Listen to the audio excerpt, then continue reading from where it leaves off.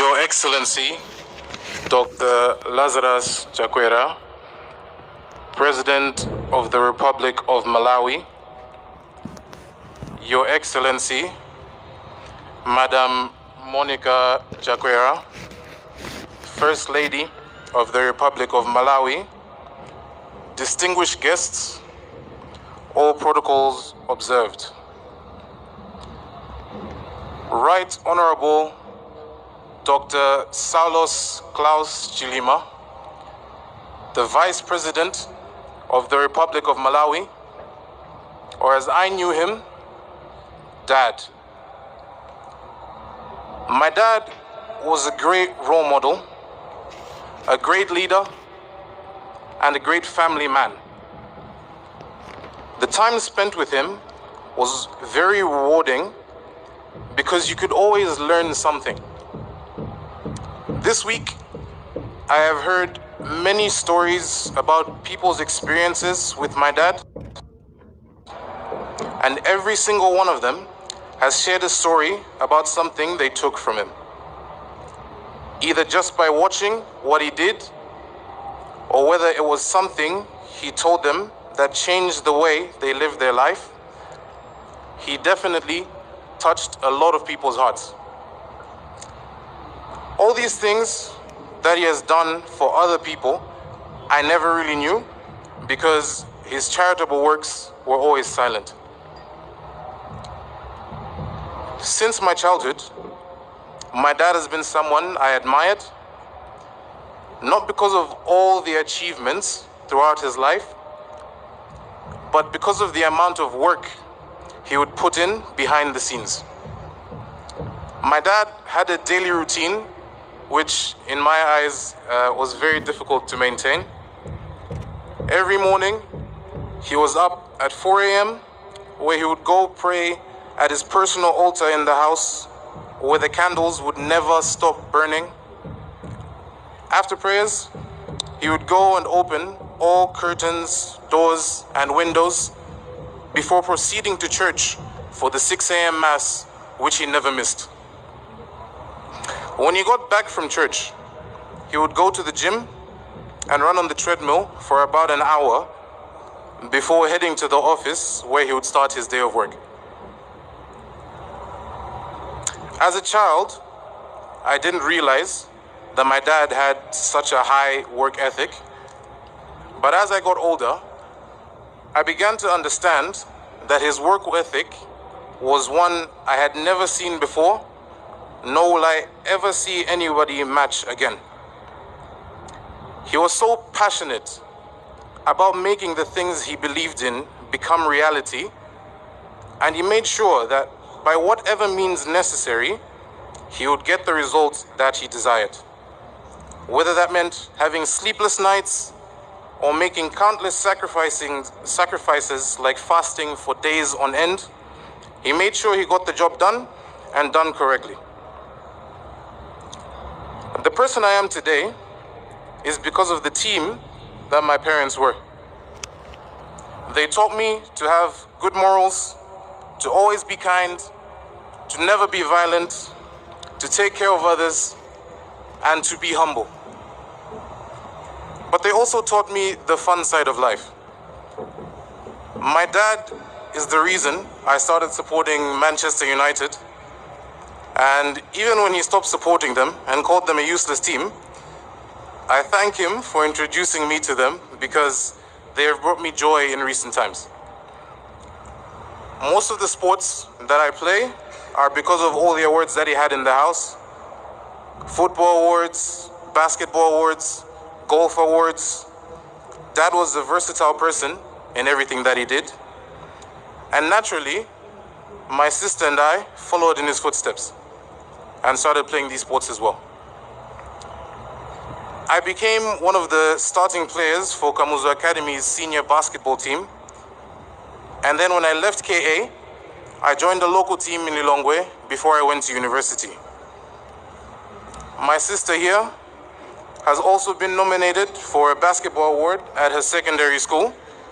So Dad, your influence on us was great then and will continue to guide us in our lives from here on out. For me personally, music is one of my biggest passions in life, and it's something I took very seriously while I was at KA. When the Kamuzu Academy Orchestra was heading out for our first concert at Capitol Hotel with the Malawi Defense Force Brass Band, I was chosen as one of the MCs. I was very nervous as it was going to be my first ever public speaking event and I did not know what I was doing. However, the first face I saw, which calmed me down and gave me confidence that evening, was my dad. He watched as I hosted the concert and played 2 different instruments that night. And on that same night, I saw a side of him that I had never known before. About halfway through the program, he got up in front of everyone after my co-host announced he was going to do something. He walked to the front to the stage, picked up the baton, and led the MDF brass band to play a song which left me both impressed and surprised. I did not know he had a musical side to him as well. I mean, we know my mom is quite the lyricist when it comes to music, so I was happy to see that it was something that runs in the family. But many of us here saw my dad as a serious, determined, and inspiring person. But like many of us here, he also had a fun side. Dad was funny. At family dinners, he would crack jokes all the time and initiate banter between the 4 of us. He would make funny faces and funny noises at random points in our conversations. And he was very competitive whenever we played board games, especially Monopoly and Scrabble. Beating him was never easy, but when it did happen, he always wanted a rematch because he could never go on a loss. Now, if there's one thing that I could say defined my dad, it would be his faith and devotion to God. He always wore a rosary, whether that was around his neck or on his wrist. Always had his 3 books with him, first being the Pieta, a small prayer book he used every day, along with 2 hymn books, which he didn't really need because he knew all the songs off by heart anyway. But I guess they were special to him, so he kept them with him. He would always go to the longest available mass, which was 9 a.m. on Sundays at St. Patrick's Parish, because he loved prayer more than anyone I knew. And he would help out as often as possible in the church, whether that would be during the mass, when he was a member at Dongosoro, or overseeing the renovation of St. Patrick's Parish. He was always involved in the church in some way. This week, I found out that wherever he traveled, whether to different cities in Malawi or to different countries, one of the first things he would do is look for a church so he could go and pray the following morning. He loved the church so much, and he would always be the loudest person when saying prayers. He would be the loudest when singing hymns and giving praise. He never hesitated to dance when his favorite hymns were being sung, and that's something that I started doing just because I watched him every Sunday. Every year, he would organize Mass on the 29th of December at Nsipe to pray for his late parents and other late relatives. He continued to pray for them every day and made sure that we as a family had a dedicated day to pray for them and remember them. I'm not sure about everyone here, but I think that's pretty amazing. Now, Dad, Mom can't speak right now, but she asked me to tell you that she is grateful for the gift of you. You have loved each other from an early age, and your love was unshakable. For the past 20 years, you have taken care of her as she struggled with her painful arthritis, praying for her constantly, sending her to the best hospitals across the world, and your unwavering support of all that she did and your complete acceptance of who she is, flaws and all, is truly appreciated. You will forever be her love, and she will forever be your dearest. Now, before I close, I'm a big fan of fiction, and there is one quote from a show that I like called One Piece. The quote states, "When does a man die?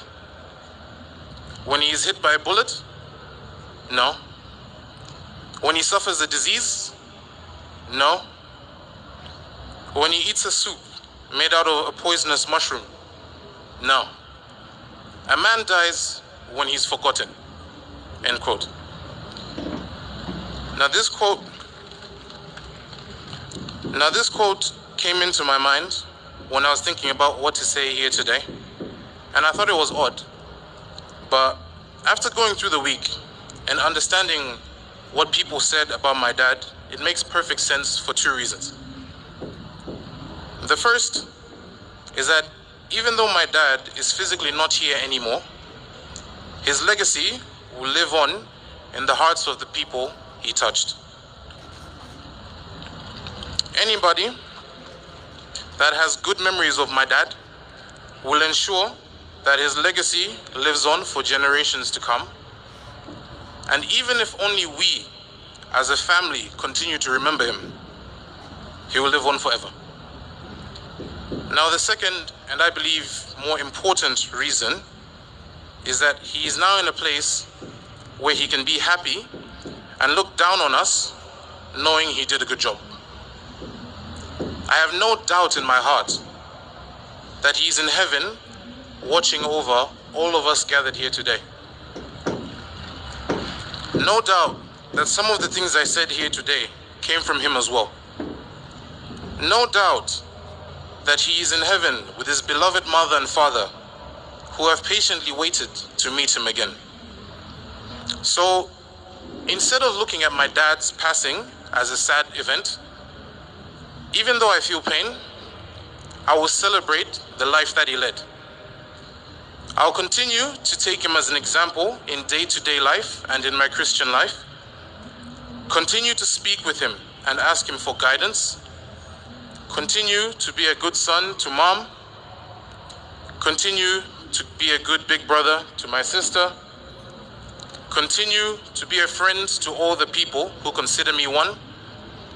And finally, continue to believe that when the time comes, we will all be reunited again with you in God's kingdom. I love you, Dad, and I'll see you later. Thank you.